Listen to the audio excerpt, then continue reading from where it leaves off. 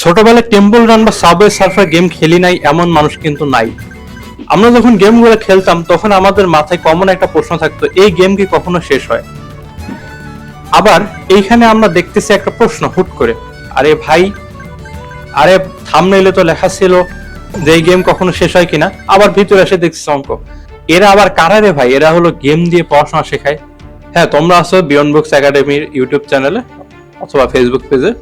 আমাদের বৈশিষ্ট্য এটা, আমরা চেষ্টা করি যে সবকিছুকে একটু ফান ওয়েতে, গল্পের মাধ্যমে হোক, গেমের মাধ্যমে হোক, ইন্টারেস্টিং কোনো তথ্য দিয়ে আমরা ম্যাথগুলো করানো, তোমাদেরকে বোঝানোর ট্রাই। আমরা সেই প্রশ্নের উত্তর পরে যাব, কারণ প্রশ্নের উত্তর যদি এখনই দিয়ে দিই তোমরা কি করবে? তোমরা আস্তে করে প্রশ্নটার উত্তর দেখে তোমরা হলো ভিডিওটা কেটে দিবে, তোমরা এই ম্যাথটা করবে না। তাই আমি আগে ম্যাথটা করি। জাস্ট একটা সাবওয়ে সার্ফার গেমের সাথে গতিবিদ্যার রিলেশন আছে, তাই আমি গতিবিদ্যার একটা ম্যাথ বানিয়েছি। এই ম্যাথগুলো বইয়ের থেকেই তোলা, জাস্ট হলো আমাদের নিজের মতো করে মডিফাই করা। এমন জিনিস তোমরা যদি দেখতে চাও আরো, আমরা beyond books academy YouTube channel অথবা ফেসবুক পেজটাকে ফলো করো অথবা ইউটিউব চ্যানেলকে সাবস্ক্রাইব করে রাখো, এবং আমাদের ওয়েবসাইট ভিজিট করতে পারো www.beyondbooks.academy। ওয়েবসাইটে গেলে তোমরা সেখানে ফুল কোর্সগুলো পাবে। কথা না বাড়ে আমি ম্যাথটা সলভ করে ফেলাই। ম্যাথটা কিন্তু খুব কঠিন না। বলতেছে কি যে সাবওয়ে সার্ফার গেমে জেক মানে এই যে এই স্যারাটা, এই পুস্কা স্যারাটার নাম জেক, এই ব্যাটার নাম জেক, এই সেই জেক। এ হলো ওই লোগান পলের ভাই জেক পল না, এ হলো জেক। বলতেছে যে সাবওয়ে সার্ফার গেমে জ্যাক বা জেক 5 মিটার পার সেকেন্ড আদি বেগে দৌড় শুরু করে। তাহলে ইউ দেয়া আছে। আমরা যে কোনো গতিবিদ্যা অধ্যায় কি করি? আমরা যে কোনো গতিবিদ্যা অধ্যায় বা যে কোনো অধ্যায় ফিজিক্সে যেটা দেয়া থাকে সেটা আমরা ডান পাশে লিখে ফেলি। ইউ ইকুয়াল টু কি 5 মিটার পার সেকেন্ড হয়। এটা হলো কি আদি বেগে দৌড় শুরু করলে 120 সেকেন্ড পর তার বেগ 10 মিটার পার সেকেন্ড হলে ত্বরণ করে। তাহলে ভি কত বলছে? 10 মিটার পার সেকেন্ড। আর টাইম দেয়া আছে কত? টাইম দেয়া আছে 1 to 120 সেকেন্ড। এখন আমাদের চেয়েছে কি, আমাদের চেয়েছে ত্বরণ কত আর এই সময়ে সে কতটুকু পথ অতিক্রম করে। আমরা জাস্ট একটা সুভাতের অঙ্ক কিভাবে করি আমরা অলরেডি জানি। এখানে তাহলে দেখো, যেহেতু ত্বরণ চাচ্ছে তাহলে আমরা কি জানি যে ভি ইকুয়াল ইউ প্লাস এটি। এখান থেকে আমরা এ সমান সমান কত হবে? V minus you by T. মানগুলা বসাই দিই, কত হয়? জাস্ট একটা সিম্পল ক্যালকুলেশন করার পরে মান বের করে ফেলাইলাম 0.0417 মিটার পার সেকেন্ড স্কয়ার। ম্যাথটা কিন্তু খুবই ইজি। এখন তারপরে আমাদের কি বলছে? Time S. টাইম তো না, দূরত্ব। এস সমান কি? যেহেতু আদি বেগ শেষ বেগ দুইটাই দেশে টাইম মধ্যে আছে, আমরা এটা করতে পারি না U plus V by 2 into কত টি করো। এই একটা সূত্র হতে পারে, আরেকটা হতে পারে কি ইউটি প্লাস হাফ এটি স্কয়ার, হাফ এটি স্কয়ার। তাহলে এখন আমি যে কোনো একটা সাথে বসাই দিলে কিন্তু অ্যান্সার পাওয়া যাব। তাহলে ইউ এর মান বসাই, তাহলে কত 5 প্লাস 10 বাই নিচে কত 2 ইনটু কত 120 বসাবো। 120 বসাইলে কত আসে? 15/2 ইনটু 120, তাহলে 900 মিটার আসে। দেখো তাহলে আমরা কি করলাম যে জাস্ট একটা গেমের কনসেপ্ট দিয়ে সিম্পল, আমাদের গতিবিদ্যা একটা সিম্পল ম্যাথ। আরো ভালো ভালো জিনিস আসবে অবশ্যই, এটা যেহেতু ফার্স্টের জিনিস তাই আমি এত সিম্পল শেষ করে দিলাম। এত সিম্পল এক্সাম্পল নিয়ে আসছি, আরো সামনে দেখতে থাকো তোমরা আরো কি কি আসে। দেখো এখানে কইতেছে যে আমরা যা যা চাইছিল সব আমরা বের করে ফেলাইছি। আমাদের প্রশ্নে ফিরে যাই যে এই গেম কি কখনো শেষ হয় কিনা। এই গেমে একটা জিনিস খেয়াল করো যে যখন গেম প্লে আমি চালাইছি, তো এখানে একটা জিনিস থাকে একটা হলো পয়েন্ট, আর একটা থাকে কি স্কোর। পয়েন্ট থাকে আর একটা হলো স্কোর থাকে।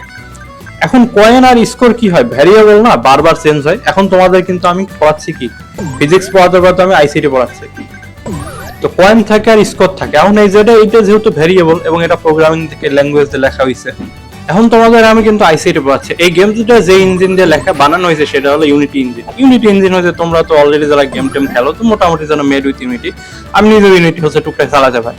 তো এখানে ইউনিটিতে সি শার্প প্রোগ্রামিং ল্যাঙ্গুয়েজ দিয়ে লেখা হয়। সি প্রোগ্রামিং দিয়ে খুব কম গেম শেখার, সি প্রোগ্রামিং দিয়ে খুব কম গেম লেখা হয়, বেশিরভাগই সি শার্প অথবা সি প্লাস প্লাস দিয়ে লেখা হয়। মানে সি এর মডিফাইড ভার্সন। অন্য কথা অন্য কোনো ল্যাঙ্গুয়েজ দিয়ে ইউজ করা হতে পারে, সেটা হলো গেম ইঞ্জিন ভেদে ইউজ করে। তো এখানে সি তে কি করে? ভেরিয়েবলকে ডিক্লেয়ার করে। কি করে সি প্রোগ্রামিং এ আমরা দুইটা ভেরিয়েবল ডিক্লেয়ার করলো। কথা হচ্ছে integer coin, COIN, integer coin declare করে। আরেকটা কি করে? Integer score. Integer score, integer coin আর ইন্টিজার হচ্ছে স্কোর ডিক্লেয়ার করা। এখন ইন্টিজার কি, ইন্টিজার হচ্ছিল তো 32 বিট, তাই না? এটা হলো 32 বিট ভেরিয়েবল। ইন্টিজার হচ্ছে 32 বিট ভেরিয়েবল হয়, তাহলে তার ভ্যালু কত হয়? 2 টু দি পাওয়ার 31, কারণ কি প্লাস মাইনাসের চিহ্নের কাহিনী আছে। 2 টু দি পাওয়ার 31 এর মান কত? কিন্তু হচ্ছে 2147483647 এই ভ্যালু পর্যন্ত যদি স্কোর বা কয়েন আগে যেতে পারে, তাহলে গেমটা লোকে ক্র্যাশ করবে অথবা ব্রেক করবে, মানে গেমটা কি হবে উই ডোন্ট নো। আর এই ভ্যালুতে কারোর পক্ষে যাওয়াও সম্ভব না। তাহলে এই গেমের এন্ডিং আসলে বলে কিছু নাই। এই গেমের এন্ডিং হচ্ছে হলে স্কোর যখন এই ভ্যালুতে পৌঁছায় তখন হচ্ছে গেমটা ক্র্যাশ করে। আর আমি নিজে একটা গেম বানাইছিলাম, জাস্ট আমরা যদি একটা কাজ করি, সেটা হচ্ছে কি কাজ হইতে পারে, যে একটা ইফ কন্ডিশন লাগাই দিই, একটা ইফ কন্ডিশন যোগ করে দেই। তাহলে ইফ বললাম যে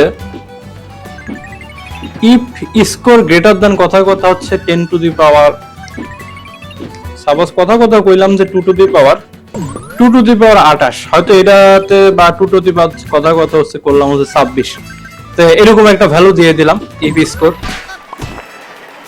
তারপর হচ্ছে কইলাম যে একটা হলো আমি একটা নতুন আর একটা হলো ফাংশন বানায় রাখলাম, যে তখন ওই নতুন একটা হলো ফাংশন কল করবে, অ্যানিমেশন প্লে করবে, তখন হচ্ছে গেমটা এন্ড হবে। যদি এটা করা থাকতো তাহলে গেমটা শেষ হতো। কিন্তু এই গেমগুলো সচরাচর হয় হলো প্রসিডিউরালি জেনারেটেড, মানে কি ওই অটোমেটিক হচ্ছে গেমের ওই টাইম স্পিড অনুযায়ী সবকিছু জেনারেট হইতে থাকে, আগে বানানো থাকে, তারপর সেরকম অনুযায়ী অ্যাডজাস্ট করে। এই কারণে হইতেছে যে এই গেমগুলো কখনো শেষ হয় না। শেষ হয় হলো যখন 32 বিট ভ্যারিয়েবল এই 32 টু দি পাওয়ার 31 এসে যখন লাগে, তাহলে কি এটা হলো 2 টু দি পাওয়ার 31 যখন আইসা লাগে, যদি হিট করে তাহলে গেমটা হলো কি ক্র্যাশ করবে। কারণ এরপরে আর কি হবে, এরপরে দেখবা হচ্ছে যে হয় ভ্যালু হচ্ছে মাইনাসে হয়ে যাবে, মানে মাইনাসে চলে যাবে, এরপরে শুরু হবে আই ডোন্ট নো যে কি হইতে পারে। সো এই গেমে হয়তো এর জন্য বলা হয় কি এদের এন্ডলেস রানিং গেম। এবার বুঝলা তো যে হচ্ছে কেন, এবার বুঝলা তো কেন এইসব গেমগুলাকে এন্ডলেস রানিং গেম বলে। তাহলে এদের কি কোনো এদের নির্দিষ্ট কোনো শেষ নাই, এদের কোনো এন্ডিং নাই, এন্ডলেস রানিং গেমেরা। এই ভ্যালুর পরে কি হবে যে হচ্ছে প্রসিডিউরাল জেনারেশনের কথা কইলাম না, এই প্রসিডিউরাল জেনারেশনটা অফ হয়ে যাবে। তাহলে সামনে আর কি যাওয়ার কোনো জায়গা থাকবো না, এই রেল লাইন আসবো না, পিছনে ওই লোকটা হলো পাগল হয়ে যাবে, তারপর ট্রেন যাবে না, কিছু যাবে না, পয়েন্ট আপডেট হবে না, কিছু হবে না, তাহলে গেমটা হলো কি ক্র্যাশ করবে আলটিমেটলি। পরে হচ্ছে গেমটা হলো ওই স্টার্টিং হোম পেজে আসা লাগবে, তোমার গেম থেকে কাটা দিয়ে আবার নতুন করে গেম খেলা শুরু করা লাগবে।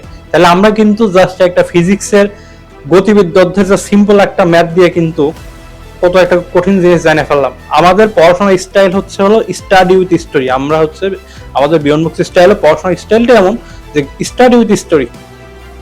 আমরা সিস্টেমকে ব্রেক করব না, সিস্টেমকে মডিফাই করব। ব্রেক করা মানে কি, যে আমি কইলাম হচ্ছে হলো ইউনিটি দিয়ে কেমনে বানায়, এইটা হলো তোমাদের পরীক্ষার পড়ায় আসবে, এই সব হলো সিস্টেম ব্রেক করা। আর সিস্টেম মডিফাই করা মানে জাস্ট হলো আমাদের বাস্তবের পড়াশোনার জিনিসটাকেই আমাদের ইন্টারেস্টিং ওয়েতে মডিফাই করা।